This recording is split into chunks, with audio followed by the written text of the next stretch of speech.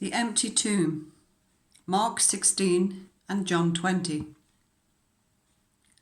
When the Sabbath was over, Mary Magdalene, Mary the mother of James, and Salome brought spices so that they might go to anoint Jesus' body. Very early on the first day of the week, just after sunrise, they were on their way to the tomb, and they asked each other, "Who will roll the stone away from the entrance of the tomb?" But when they looked up, they saw the stone, which was very large, had been rolled away. As they entered the tomb, they saw a young man dressed in a white robe sitting on the right side, and they were alarmed. "Don't be alarmed," he said. "You are looking for Jesus the Nazarene, who was crucified. He has risen. He is not here. See the place where they laid him.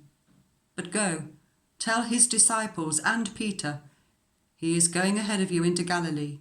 There you will see him, just as he told you." Trembling and bewildered, the women went out and fled from the tomb.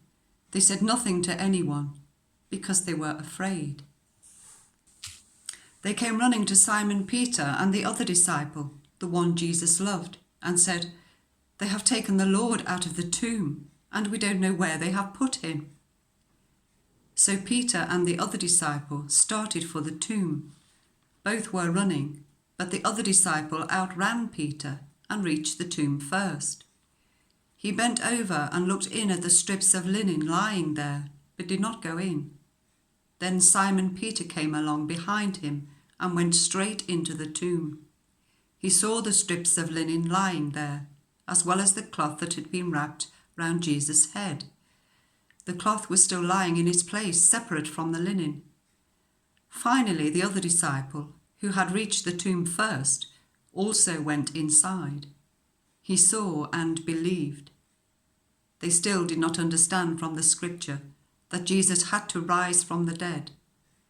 Then the disciples went back to where they were staying.